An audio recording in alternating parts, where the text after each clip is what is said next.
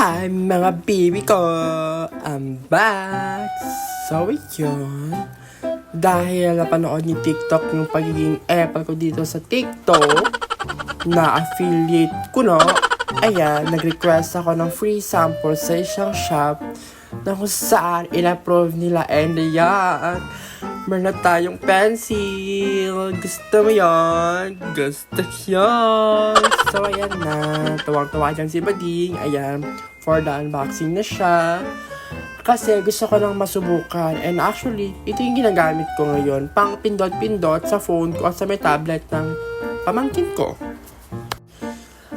Ayan, gulat na gulat si Bading. Bongga, diba? Ayan, dyan na yung pencil na hinihiling niya. Matagal na iPad na lang kulang. May charger na. And ayan na yung mismong pencil. Medyo utang pa ako that time. Kaya ang ginawa ko, pinindot ko yung button. Pero yung sa puwet pa lang kailangan ipindot. So ayan yung final na itsura niya. Ayan, as you can see, wala siyang delay.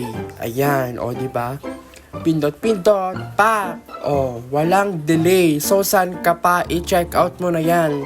Diba? Universal ganda.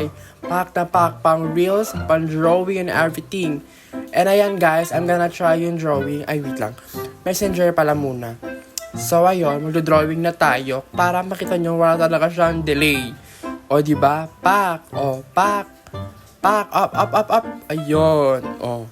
Diba? Walang delay, te. Walang delay. Wala. Literal na walang delay. I-check out mo na yan. Deserve mo yan, Ning. Sayang yan kung di mo pa check out. Murang-mura na yan, be. I-check out mo na yan. Deserve mo yan. San ka pa? Affordable na Apple Pencil ba? Hanap mo. Ito na yun, be. Diba?